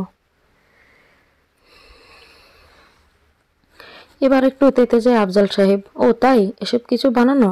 বেশ, কোর্টে কেস উঠুক, ওখানে সাক্ষী আসবে, প্রমাণ হবে, তোমাকে জেলের ভাত খাইয়ে ছাড়বো আমি। এবার মা একটু হাসলেন। হঠাৎ হাসি থামিয়ে লোকটার চোখের দিকে তাকালেন এক দৃষ্টিতে। আফজাল সাহেব চোখ নামিয়ে নিলেন। সাক্ষী, প্রমাণ, কোর্ট? আচ্ছা আফজাল, তো এতদিন কই ছিল তোমার প্রমাণ? গতকাল তোমার ক্রাইম পার্টনারকে জেলে যেতে হয়েছে আমার জন্য, আর আজই তুমি প্রমাণ জোগাড় করে ফেললে।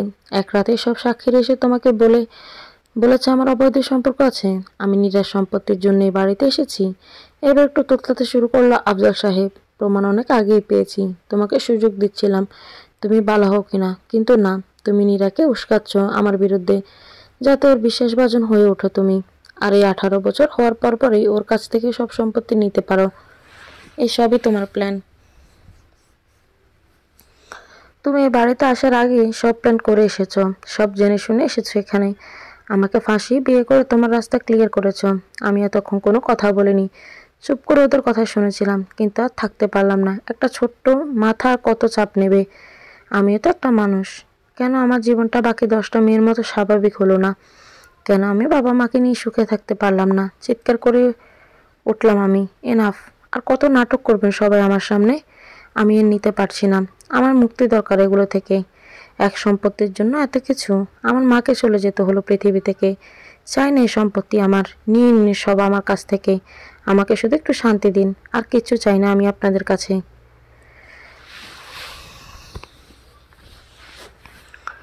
এই বলে হাউমা করে কাঁদতে কাঁদতে মাটিতে বসে পড়লাম আমি।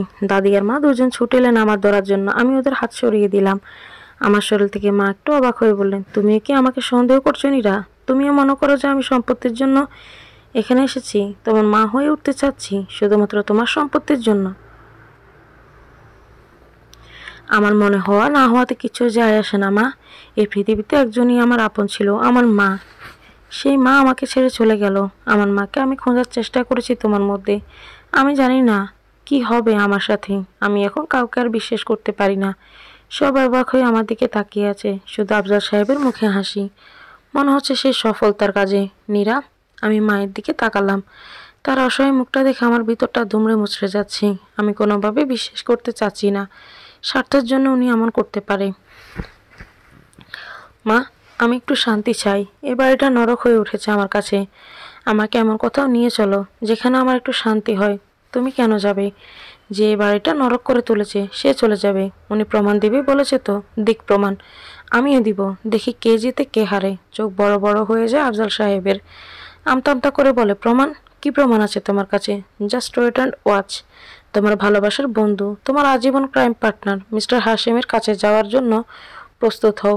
ডিভোর্সের ব্যবস্থা করো, দেখা যাবে কি হয়। আমি আর বসতে পারলাম না, এক ছুটে উঠে নিজের ঘরে চলে এসলাম। মাও এলেন আমার পিছু পিছু। আমাকে বসে থাকতে দেখে আমার মাথায় এসে হাত বুলিয়ে দেন।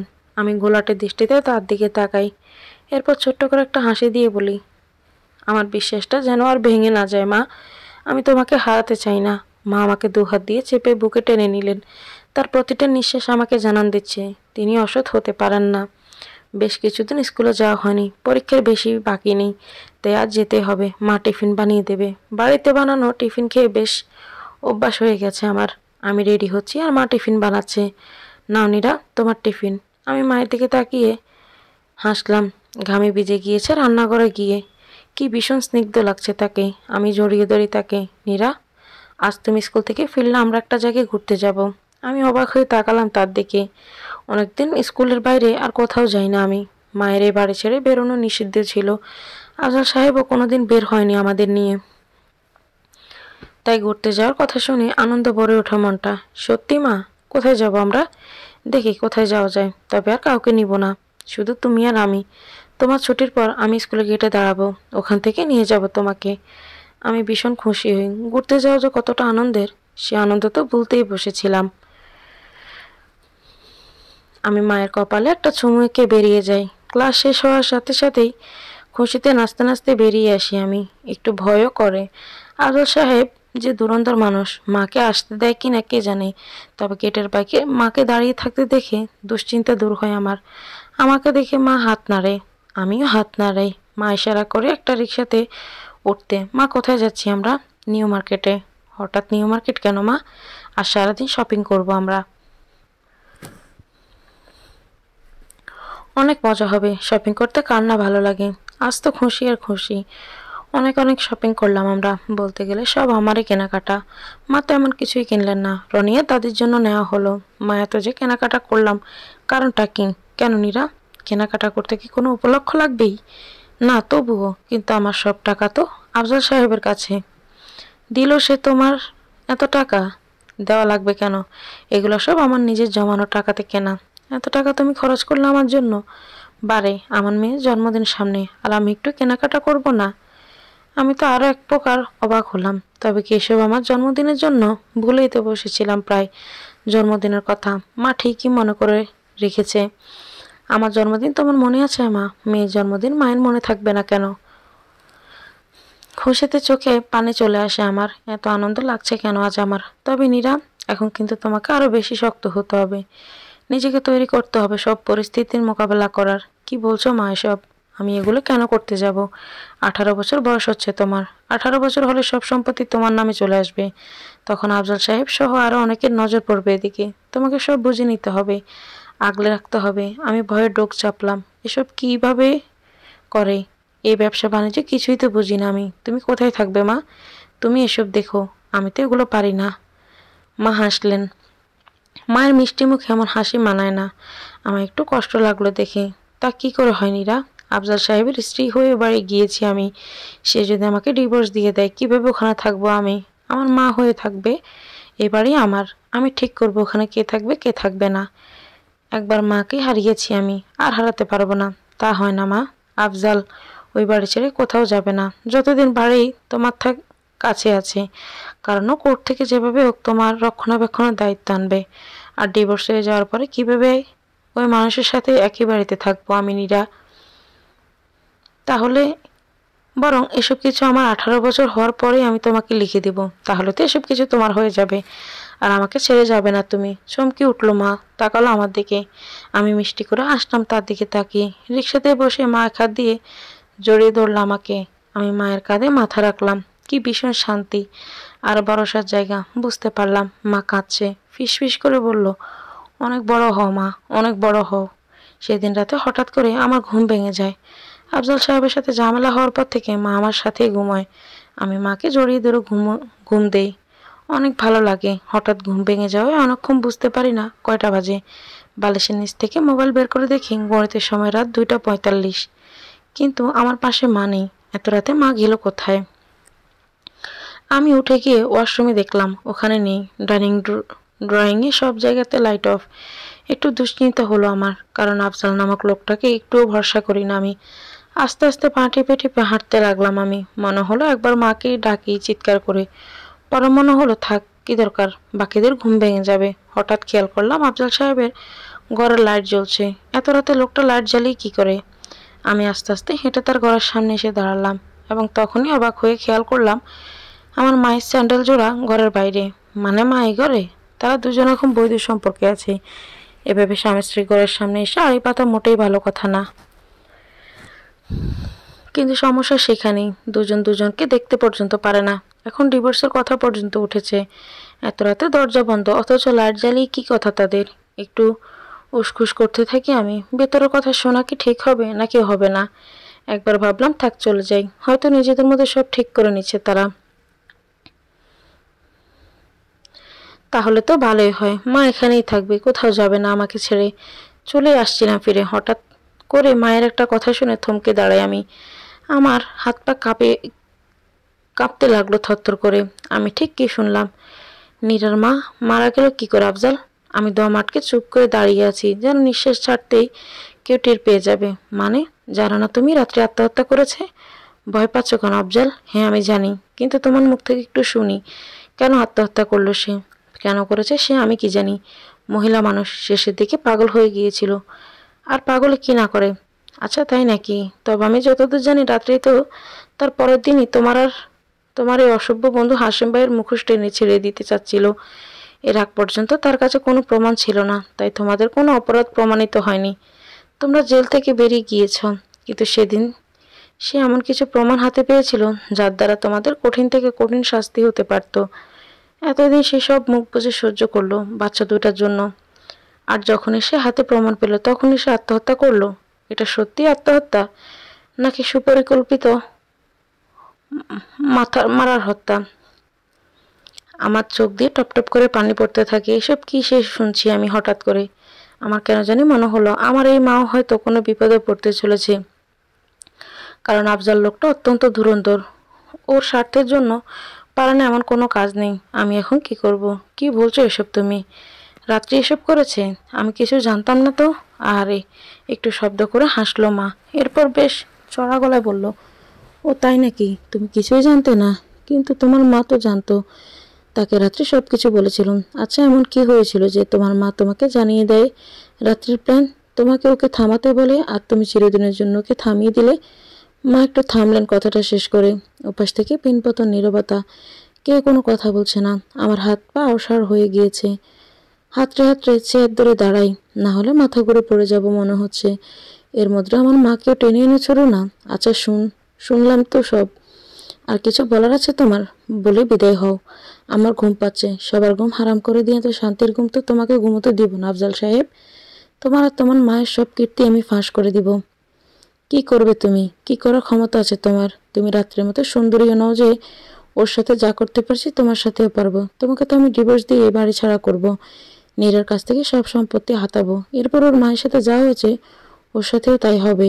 আর বাড়াবাড়ি করলে ওর মায়ের মতো অবস্থা হবে। রাত্রে কি কিভাবে মারলে আফজাল? ওয়েল, সব যখন জেনেই গিয়েছ তখন বলতে কি সমস্যা?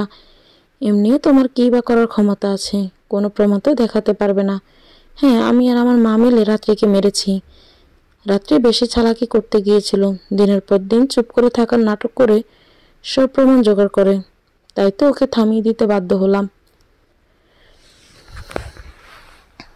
সেদিন রাতে নীরা আর রনি ঘুমিয়ে গেলে রাত্রিকে মা ডেকে আনেন ভালো কথা বলে। এরপর ওকে মেরে ফেলে ফ্যানে ঝুলিয়ে দিই আমরা, যাতে করে এটা আত্মহত্যা মনে হয়। আর হলো তাই, কেউ বুঝতে পারলো না। আমি আর মা কান্না নাটক করে পোস্টমর্টম করতে বাধা দিই। ব্যাস, কাহিনী শেষ। শুনলে সব? আর কিছু বলতে চাও? তোমার এই বাড়ি থেকে খুব তাড়াতাড়ি দূর করে দেওয়ার ব্যবস্থা আমি করব। নীরা বোকা, একটু রাগী, কিন্তু ভীষণ বোকা। তার মনে তোমার জন্য সন্দেহ সৃষ্টি করব। ও নিজেই চাইবে তোমাকে বাড়ি থেকে বের করে দিতে। আমি মেঝেতে বসে পড়লাম। এতদিন আফজাল লোকটার জন্য আমার একটা ঘৃণা ছিল। আমি জানতাম যে ওর জন্য আমার মাকে ছেড়ে চলে গেছে, কিন্তু আজ আমি কি শুনলাম? ও আমার মাকে মেরে ফেলেছে। আর দাদি দাদি কিভাবে এই কাজ করলো? আমার মনে হচ্ছে আমি কোনো দুঃস্বপ্ন দেখছি। না না, দাদি কিভাবে এই কাজ করবে? উনি তো অনেক ভালোবাসতেন না আমার মাকে, কিন্তু নিজের কানকে অবিশ্বাস করবো কিভাবে? কে এ বাড়ি থেকে দূর হয়ে তো সময় বলবে আফজাল সাহেব। তোমার সময় হয়েছে তোমার বন্ধুর কাছে চলে যাওয়ার, সাথে তোমার মাকেও নিয়ে যাবে। এরপর তোমাদের শাস্তি নির্ধারণ করবে উচ্চ আদালত। গড় কাঁপিয়ে হাসলো আফজাল। হাসির শব্দে আমার শির দ্বারা বেয়ে শীতল স্রোত নেমে গেল। আমার এখন ইচ্ছে করছে ছুটে গিয়ে ওকে শেষ করে ফেলি, কিন্তু এখন আমাকে ওর হাত থেকে এ মাকে বাঁচাতে হবে। ও একটা খুনি, ও সব কিছু করতে পারে। কিন্তু এই বদ্ধ ঘরের মধ্যে আমি এখন ঢুকবো কিভাবে? কি করবে তুমি? কিচ্ছু করার ক্ষমতা নেই তোমার। সব খবর নিয়েই তো দেখেছি এ বাড়িতে এসেছো। তবে কি তুমি রাত্রির আত্মা? মেয়েকে বাঁচাতে নতুন রূপে এসেছো? ঘর কাঁপিয়ে হাসলো আবার আফজাল। মনে হচ্ছে মায়ের কথায় খুব মজা পাচ্ছে সে। তাই নাকি? কিচ্ছু প্রমাণ নেই আমার কাছে। এই যে টেপ রেকর্ডার, এতক্ষণ তুমি যা যা বলেছো সব এখানে রেকর্ড করা আছে। Just wait and watch. আগামীকাল সকাল পর্যন্ত একটু অপেক্ষা করো। এরপর কাল সকালে কোথায় তোমরা যাও সেটা পুলিশ ঠিক করবে। আমি চমকে উঠে তাকালাম, মা এটা কি করলো? যদি সত্যি এসব রেকর্ড করে সেটা এখন কেন জানালো আফজালকে? বদ্ধ করার মধ্যে তার কি বিপদ আসতে পারে, এটা কি সে বুঝতে পারছে না? না না, যেভাবে হোক মাকে বাঁচাতে হবে আমার। এটা কি রুনা? ওটা আমাকে দিয়ে দাও বলছি। এত চালাক তুমি, রেকর্ড করেছো আমার কথা? ওটা আমাকে দিয়ে দাও বলছি। আফজালের গলায় ভীতি, মনে হয় ভাবতে পারিনি মা এমন কাজ করতে পারে। এতদিন আমার কাছে অন্য প্রমাণ ছিল তোমার বিরুদ্ধে, সেই প্রমাণ দিয়ে রাত্রে তোমাকে ফাঁসাতে চেয়েছিল, কিন্তু এই বাড়ি আসার পর আমার অন্য চিন্তা মাথায় আসে। এত প্রমাণ জোগাড় করার পরেও সে কেন তার বাচ্চাদের ফেলে রেখে আত্মহত্যা করলো? সন্দেহ এখন সত্যতে পরিণত হলো। সব তো নিজের মুখেই স্বীকার করলে। কে তুমি রুনা? তুমি কিভাবে রাত্রির প্রমাণ পেয়েছ? আমি রাত্রির বান্ধবী। সে ছোট্টবেলা থেকে ওর সাথে আমার বন্ধুত্ব। ও আমার কাছে শুধু বান্ধবী ছিল না, ও ছিল আমার একটা অংশ। তোমার এই কুৎসিত চেহারা ও দেখার আগ পর্যন্ত ওর সাথে আমার যোগাযোগ ছিল। আস্তে আস্তে তুমি ওর কাছ থেকে মোবাইল কেড়ে নিলে, ওকে ঘরবন্দি করে দিলে। অনেকদিন ওর সাথে কথা না হয় আমার একটু দুশ্চিন্তা হয়। আমি আমার বাসার কাজের বুয়াকে পাঠাই বাড়ি। ও কাজ করতে আসতো আর রাত্রির কাছ থেকে সব কথা সংগ্রহ করে আমাকে জানাতো। যেদিন রাত্রি মারা যায় তার আগের দিন ও আমাকে সব জানায় চিঠিতে। আমি কথা দিই ওকে আমি সব রকম সাহায্য করব। কিন্তু তার পরের দিনই শুনলাম ও আর নেই। ও পাশটা চুপচাপ। আমি পাগলের মতো এদিক ওদিক ছটফট করছি। এইটুকু জীবনে আমি আর কত কী সহ্য করব। আমার মা এত কষ্ট করে পৃথিবী ছেড়েছে, আমি কোনো কিছু করতে পারলাম না মায়ের জন্য। তবে কে মাকেও আমি বাঁচাতে পারবো না এই নরপশুটার হাত থেকে? সেদিন রাতে মনে হয় রাত্রে টের পেয়ে গিয়েছিল কি হতে চলেছে ওর সাথে। মনে হয় সবটাই ধারণা করতে পেরেছিল।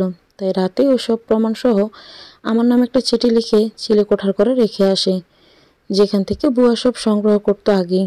সেদিনও রাত্রি মারা যাবার পর ওসব এনে বুয়া আমার কাছে দেয়। ও, তুমি প্ল্যান করে বাড়ি এসেছো তাহলে? তা বলতে পারো। রাত্রি একদিন আমার জীবন বাঁচিয়েছিল।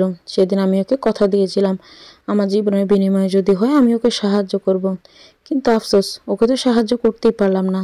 তবে ওর কলেজের টুকরো মেয়েটাকে আমি বাঁচাবো, যেভাবে হোক আমি বাঁচাবো ওকে। এর নোংরাগুলো লোকগুলোর হাত থেকে ওকে বাঁচাবো আমি। তুমি কি চাও রুনা? তুমি যা চাও তোমাকে আমি তাই দেব। নীরার কাছ থেকে সব সম্পত্তি হাতানোর পর তোমাকে আমি অর্ধেক সম্পত্তি দিব। কেউ কিচ্ছু জানবে না। তোমার কোনো ধারণাই নেই ওর নামে কত কোটি টাকার সম্পত্তি আছে। তুমি সব পাবে। তুমি কি ভেবেছো আমি জেলে চলে গেলে নীরা তোমাকে কানা করে কিছু দেবে? নিজের জীবনটা কেন নষ্ট করবে ভেবে এতিম মেয়ের জন্য? ভাবো রুনা, ভাবো। আমি নিঃশ্বাস আটকে দাঁড়িয়ে আছি, মাকে সিদ্ধান্ত নেবে। তবে কি মাকে আফজাল সম্পত্তির লোভ দেখে আমার বিরুদ্ধে ষড়যন্ত্র করবে? মাকে তাতে রাজি হবে। আর মা আমার মায়ের বান্ধবী, এত কাছের বান্ধবী যে নিজের জীবন বিপন্ন করে শুধুমাত্র আমাকে বাঁচাতে এখানে এসেছে। সম্পত্তির লোভ আমি কোনোদিন করি না আফজাল। আমার কোনোদিন সন্তান হবে না, তাই আমার প্রথম স্বামী আমাকে ডিভোর্স দিয়েছে। এখানে এসে আমি সন্তান পেয়েছি, নীরা রনিকে পেয়েছি। আর কিচ্ছু চাই না আমার। কিন্তু আমার যে চাইরো না। তুমি কি ভেবেছো সব কিছু এতই সোজা? তুমি টেপ রেকর্ডার আমাকে দিয়ে দেবে, নাকি ঘরের নিজেকে শেষ করে দেবে, যেটা রাত্রির সাথে হয়েছে? আমি হতভম্ব হয়ে গেলাম। কি করবে আফজাল? মাকে মেরে ফেলবে? ওর দ্বারা কিচ্ছু অসম্ভব না। না না, এভাবে বসে থাকা যাবে না। কিছু একটা আমাকে করতেই হবে। আমি এদিক ওদিক করছি মাকে বাঁচানোর জন্য। ছাড়ো বলছি আফজাল আমাকে। আমি কিন্তু চিৎকার করব। চিৎকার করো, কেউ তোমাকে বাঁচাতে আসবে না। দোতলা থেকে চিৎকার নিচতলায় যাবেও না। কোনো কাজের লোক আসবে না। মাও কিছু করবে না। আর নীরা, ওর কিছু করার নেই। ভেতর থেকে দস্তির শব্দ পাওয়া যাচ্ছে। আমি কাকে ডেকে আনবো? আমার মাথায় কিচ্ছু আসছে না। আমি কোনো কিছু না ভেবে জানালা দিয়ে উকি দিলাম। আমার চোখ বড় হয়ে গেল ভিতরের দৃশ্য দেখে। মায়ের গলা আফজাল এক হাত দিয়ে চেপে ধরে রেখেছে, আর এক হাত দিয়ে টেপ রেকর্ডার ছিনিয়ে নেওয়ার চেষ্টা করছে। মা নিজেকে ছাড়ানোর আপ্রাণ চেষ্টা করছে। কিন্তু আফজালের মতো একজন শক্তপোক্ত লোকের হাত থেকে নিজেকে ছাড়ানো কি সহজ কথা? কিন্তু কোনোভাবেই মা টেপ রেকর্ডারটা হাতছাড়া করছে না। আমি চিৎকার করে ডাকতে গেলাম মাকে, কিন্তু পরক্ষণেই ভাবলাম এখন আমি চিৎকার করলে আমাকে ওইখানে বন্দি করে ফেলবে, দুজনকেই মেরে ফেলবে। কেউ কাউকে বাঁচাতে পারবে না। তাই বাইরে থেকে আমাকে যা করার করতে হবে। কিন্তু কিভাবে কি করব? ওদিকে মা ছটফট করছে বাঁচার জন্য। এটা দিয়ে দে রুনা, বাঁচতে চাস তো দিয়ে দে। মা কিছু একটা বলার চেষ্টা করে, কিন্তু বলতে পারে না। মায়ের ফর্সা মুখ বেয়ে বিন্দু বিন্দু ঘাম ঝরে পড়তে থাকে। অস্থির হয়ে যাই আমি মাকে বাঁচাতে। আমি অস্থির হয়ে এদিক ওদিক তাকাই। হঠাৎ আমার চোখ যায় পাশের ইনডোর প্ল্যানের মাটির উপর রাখা পাথরের টুকরোর দিকে। এক চিলতে হাসি ফুটে ওঠে আমার ঠোঁটে। আল্লাহ সঠিক সময় সঠিক জিনিস হাতের কাছে এনে দেন। দৌড়ে গিয়ে বেশ কয়েক টুকরো পাথর তুলে নিয়ে হাতে আবার ফিরে আসি জানালার কাছে।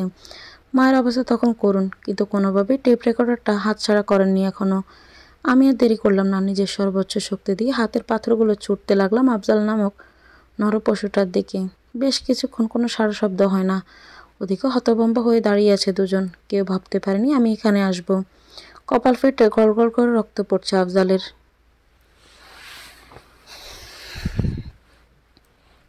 সে মায়ের গলা ছেড়ে দিয়ে কপালে হাত দিয়ে অবাক হয়ে তাকিয়ে আছে আমার দিকে। তার চোখে ভয় আর রাগ বাঁধন আলগা হতে মা খক করে কাশতে শুরু করলো। আমি চিৎকার করে বললাম, মা বেরিয়ে এসো, এক্ষুনি বেরিয়ে এসো, না হলেও শেষ করে দিবে তোমাকে। মা আর এক মুহূর্ত দেরি করলো না। দরজা খুলতে গেলে আফজাল আবার চেপে ধরতে গেল তাকে।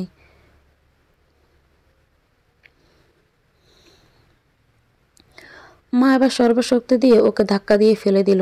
বেরিয়েই বাইরে থেকে দরজা লাগিয়ে দিল। আমি ছুটে গিয়ে মাকে জড়িয়ে ধরলাম। মা আমাকে জড়িয়ে ধরলো। এরপর দুই গেলা আমাকে অজস্র চুমু দেওয়া শুরু করলো। মা উপরের দিকে তাকিয়ে জোরে জোরে বলতে লাগলো, রাত্রি রে, তুই আমাকে আমার জীবনের শ্রেষ্ঠ উপহার দিয়ে গিয়েছিস। আমার মেয়ে আমাকে আজ বাঁচিয়েছে। আমার আর কিচ্ছু চাই না, কিছুই না। আমি মাকে শক্ত করে চেপে ধরে রাখলাম, যেন ছেড়ে দিলে মা চলে যাবে। ওদিকে আফজাল জোরে জোরে শব্দ করছে দরজায়। এ কে আছিস? খোল দরজা, খোল, শেষ করে দিব সবাইকে। তার চিৎকার এতক্ষণও কোনো কানে যায়নি দাদির। মহিলা ছুটে এসেছেন ছেলেকে বাঁচাতে। দরজার সামনে আমার মায়ের রণমূর্তি দেখে ভয় পেয়ে চুপ হয়ে যায় সে। হয়তো বুঝতে পেরেছে তাদের সময় শেষ। আমি লাল টকটকে চোখে তাকাই তার দিকে। আজ এই মহিলার জন্য আমার মা আমাকে ছেড়ে চলে গেছে। এতদিন ভালো মানুষের মুখোশ পরে আমাদের সামনে ঘুরছিল।